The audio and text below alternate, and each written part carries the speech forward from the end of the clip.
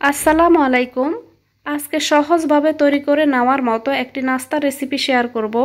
সেই সাথে আমি ভীষণ মজার একটি চাটনির রেসিপি আপনাদের সাথে শেয়ার করেছি। তো বাসায় থাকা অল্প উপকরণেই কিন্তু স্বাস্থ্যকর এই চাটনিটি আপনারা তৈরি করে নিতে পারবেন। আর আজকের এই নাস্তাটি আমি তৈরি করেছি কাঁচা আলু আর সুজি দিয়ে। তো মেইন এই দুইটি উপকরণ ছাড়াও আমি এখানে কিছু সবজি নিয়েছি। তো খুব সহজে আপনারা কিন্তু অল্প তেলে স্বাস্থ্যকর এই নাস্তার রেসিপিটি তৈরি করে নিতে পারবেন।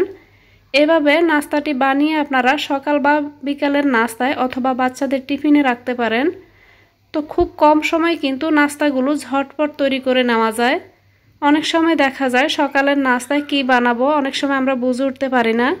তো সহজভাবে আপনারা এই রেসিপিটি ট্রাই করতে পারেন, আশা করছি আপনাদের ভালো লাগবে। এখানে প্রথমে আমি চাটনি তৈরি করে নিব। তার জন্য চুলায় একটা কড়াই বসিয়ে তাতে আমি দিয়ে দিলাম কিছুটা রান্নার তেল। তেলটা গরম হয়ে গেলে এখানে দিয়ে দিলাম কিছু জিরা, সেই সাথে দিয়ে দিলাম এখানে শুকনো নারকেল। তো এবার এগুলোকে আমি কিছুক্ষণ ভেজে নিয়েছি। এই পর্যায়ে এখানে আমি দিয়ে দিব এখানে পেঁয়াজ, আদা ও রসুন। এখানে আদাটাকে খোসা ছাড়িয়ে আমি স্লাইস করে কেটে নিয়েছি। এবার এগুলোকে আমি কিছুক্ষণ ভেজে নিব। আপনাদের হাতের কাছে যদি শুকনো নারকেলটা না থাকে সেই ক্ষেত্রে আপনারা ফ্রেশ নারকেলটাও নিতে পারেন। চুলার আঁচ মিডিয়াম থেকে একটু লো হিটে রেখে আমি এগুলোকে কিছুক্ষণ সিদ্ধ করে নিব। তো ঢেকে আমি এগুলোকে সিদ্ধ করে নিয়েছি। এবার এখানে আমি দিয়ে দিব টমেটো। এখানে আমি 3টি বড় সাইজের টমেটো নিয়েছি। টমেটোগুলোকে এভাবে আমি কেটে নিয়েছি। এবার এখানে দিয়ে দিব আমি ধনিয়া পাতা। চুলার আঁচটা কিন্তু এখানে মিডিয়াম থেকে লো হিটেই আছে। তো এগুলোকে নেড়ে চেড়ে আমি মিশিয়ে নিব। মিশিয়ে নেওয়া হয়ে গেলে আমি ঢাকনা দিয়ে ঢেকে দিব। ঢেকে এখানে টমেটোগুলোকে আমি সিদ্ধ করে নিব। তো চুলার আঁচটা কিন্তু এ পর্যায়ে আমি বাড়াবো না। চুলার আঁচটা এখানে মিডিয়াম থেকে একটু লোতে রেখে আমি এগুলোকে সিদ্ধ করে নিয়েছি। তো দেখতে পাচ্ছেন এখানে কিন্তু টমেটোগুলো সিদ্ধ হয়ে গিয়েছে। আমি এখানে ঢাকনাটা দেওয়ার পর মাঝে মধ্যে কিন্তু এগুলোকে একটু নেড়ে চেড়ে মিশিয়ে নিয়েছি। এবার আমি টমেটোগুলোকে এভাবে আমি খন্তি দিয়ে ভেঙে নিব এবং টমেটোর উপরে যে চামড়াটা সেটাকে আমি সরিয়ে নিব। তো এবার আমি টমেটোর চামড়াগুলোকে এভাবে সরিয়ে ফেলে দিচ্ছি। তো এখানে টমেটোগুলো যেহেতু সিদ্ধ হয়ে গিয়েছে, এখানে এক্সট্রা যে পানিটা আছে সেটি শুকানোর জন্য আমি এখানে চুলার আঁচটা মিডিয়ামে রেখেছি। এবার চুলার আঁচটা মিডিয়ামে রেখে আমি আরও প্রায় 2 মিনিটের মতো এখানে এগুলোকে চুলায় রাখবো। তো এর মাঝে আমি এখানে দিয়ে দিলাম স্বাদ মতো লবণ, দিয়ে আবারও এগুলোকে মিশিয়ে নিচ্ছি। এই পর্যায়ে আমি চুলার আঁচটা বন্ধ করে দিব। চুলার আঁচটা বন্ধ করে এবার আমি এই চাটনির মিশ্রণটাকে সরিয়ে রাখব। আর এখানে আমি কিছু শুকনো মরিচ নিয়েছি। শুকনো মরিচগুলো আমার আগে থেকে ভাজা ছিল, যার কারণে আমি এখানে শুকনো মরিচটা ভেজে নেইনি। তো এখানে যে চাটনির মিশ্রণটা সেটি ঠান্ডা করে নিয়েছি। এবার আমি এগুলোকে চাটনি করে নিব। তার জন্য এখানে আমি একটি ব্লেন্ডারে নিয়ে নিচ্ছি। তো আপনাদের হাতের কাছে যদি শুকনো মরিচ ভাজা না থাকে সেক্ষেত্রে আপনারা ভেজে নেবেন। আমার যেহেতু আগে থেকে ভাজা ছিল সেই জন্য আমি এখানে মরিচ ভাজাটা দেখালাম না। ব্লেন্ডারে নিয়ে এখানে আমি স্বাদ অনুযায়ী এখানে আমি যেরকম ঝাল চাচ্ছি সেই অনুযায়ী এখানে মরিচটা দিয়ে দিব। এবার কোনো পানি না দিয়ে এগুলোকে আমি ব্লেন্ড করে নিব।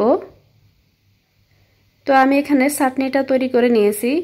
এভাবে চাটনি তৈরি করে আপনারা ডিপ ফ্রিজে রেখেও কিন্তু সংরক্ষণ করতে পারেন। এতে করে 3 থেকে 4 মাস পর্যন্ত এই চাটনিটি ভালো থাকবে। এবার আমি নাস্তাটি তৈরি করব। তার জন্য এখানে বড় সাইজের একটি কাঁচা আলু নিয়েছি। তো আলুগুলোকে এভাবে আমি কিউব করে কেটে নিয়েছি। এবার এখানে আমি আলুর সমপরিমাণ এখানে 1 বাটি সুজি নিয়েছি। সুজিটাকে এবার আমি ব্লেন্ড করে নিব। এখানে আমি একটি ব্লেন্ডারে নিয়ে নিলাম। একেবারে কোনো পানি না দিয়ে প্রথমে আমি সুজিটাকে ব্লেন্ড করে গুঁড়ো করে নিব। তো সুজিটাকে গুঁড়ো করে নেওয়ার পর সেম বাটিতে করে এবার আমি আলুটাকে দিয়ে দিচ্ছি।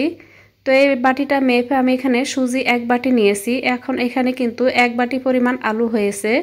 তো আলুটাকে এখানে দিয়ে সাথে কিছুটা পানি দিয়ে এবার আমি এগুলোকে ব্লেন্ড করে নিব। মোট কথায় রেসিপিটি করার সময় আলু ও সুজির পরিমাণটা সমান হতে হবে। এবার এগুলোকে আমি ভালো করে একটি পেস্ট তৈরি করে নিলাম। আপনাদেরকে একটু দেখিয়ে দিচ্ছি। এরকম একটি পেস্ট আমি এখানে তৈরি করে নিয়েছি। এবার এখানে সুজি আলুর মিক্সারটাকে এখানে আমি একটি বাটিতে নিয়ে নিব। তো আমি এখানে একটা বাটিতে সম্পূর্ণ মিশ্রণটাকে নিয়ে নিলাম। তো এটির ঘনত্ব এখন এরকম আছে, যেই ব্লেন্ডারে করে আমি সুজি আর আলুটাকে ব্লেন্ড করেছি সেই ব্লেন্ডারটাতে আমি কিছুটা পানি নিয়ে এখানে দিয়ে দিলাম। তো এখানে পানির পরিমাণটা আমি বলছি না, পানিটা আপনারা এখানে যে নাস্তাটি আমি তৈরি করছি নাস্তাটির এখানে কনসিস্টেন্সি বা নাস্তাটি বানানো মিশ্রণের ঘনত্বটা দেখে বুঝে নিতে হবে। দিয়ে দিলাম এখানে কিছু আস্ত জিরা, সেই সাথে এখানে আমি কিছু সবজি নিয়েছি, পেঁয়াজ কুচি, ধনিয়া পাতা কুচি, গাজর কুচি, লাল ও হলুদ রঙের কিছু ক্যাপসিকাম কুচি। এখানে লাল আর হলুদ রঙের ক্যাপসিকামের আমি এখানে অর্ধেক করে পরিমাণ নিয়েছি। তো এবার এখানে আমি দিয়ে দিব হলুদ গুঁড়া, দিয়ে দিচ্ছি ধনিয়া গুঁড়া, ভাজা জিরার গুঁড়া। তো এখানে আমি যে সবজিগুলো নিয়েছি আপনাদেরকে এই সবজিগুলো নিতে হবে, এমন কোনো বাধ্যবাধকতা নেই। দিয়ে দিলাম এখানে স্বাদ মতো লবণ, দিয়ে এগুলোকে খুব ভালোভাবে সবগুলো উপকরণ মিশিয়ে নিব। তো এখানে আপনারা আপনাদের পছন্দ মতো কিছু সবজি নিতে পারেন, যেমন এখানে আপনারা ফুলকপিটাও নিতে পারেন, অথবা সিম কুচি কুচি করে নিয়েও কিন্তু এখানে দিতে পারেন, অথবা আপনারা এখানে চাইলে কিন্তু বাঁধাকপি কুচি, গাজর কুচি শুধু দিতে পারেন। এটা আপনাদের হাতের কাছে যে সবজিগুলো অ্যাভেলেবল থাকবে সেই সবজিগুলোই কিন্তু এখানে দিয়ে দিতে পারেন। তো সবগুলো এখানে মিশিয়ে নেওয়ার পর সবশেষে আমি এখানে দিয়ে দিলাম 1 প্যাকেট ইনো। তো ইনোটা আমি এখানে অরেঞ্জ ফ্লেভারের নিয়েছি, নিয়ে আবার ওইগুলোকে মিশিয়ে নিব।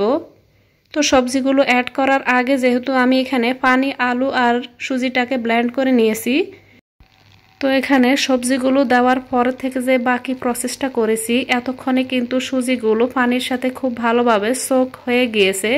সেই জন্য এখানে সুজিটাকে নরম করার জন্য কিন্তু আলাদা সময় রাখার প্রয়োজন নেই। তো এই রেসিপিতে আমি এখনও কিন্তু কোনো কাঁচামরিচ ব্যবহার করিনি। আমার ছোট একটা মেয়ে আছে, তো ও তো মরিচ খেতে পারবে না, সেই জন্য আমি মরিচটা অ্যাড করার আগে এখানে কিছুটা মিশ্রণ সরিয়ে রেখেছি তার জন্য। এরপর আমি এখানে মরিচটা দিয়ে মিশিয়ে নিয়েছি। এবার নাস্তাগুলো আমি তৈরি করে নিব। এখানে ছোট এরকম একটি পাতিল নিয়েছি, পাতিলের মধ্যে আমি আধা টেবিল চামচের মতো তেল দিয়েছি, দিয়ে এখানে আমি বড় চামচে করে 2 চামচ পরিমাণ এখানে মিশ্রণটাকে দিয়ে দিলাম।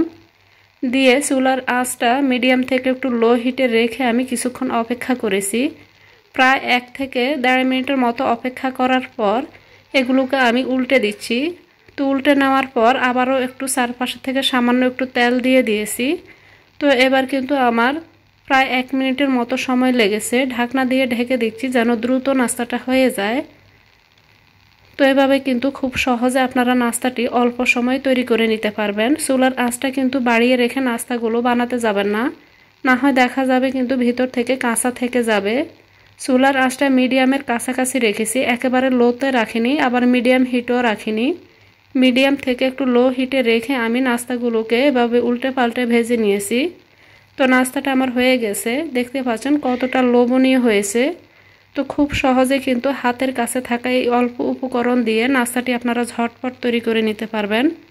আশা করছি আমার আজকের এই সহজ রেসিপিটি আপনাদের অনেক ভালো লেগেছে। রেসিপিটি ভালো লাগলে প্লিজ চ্যানেলটিকে সাবস্ক্রাইব করে রাখবেন, সেই সাথে ভিডিওতে একটি লাইক দিয়ে দিবেন।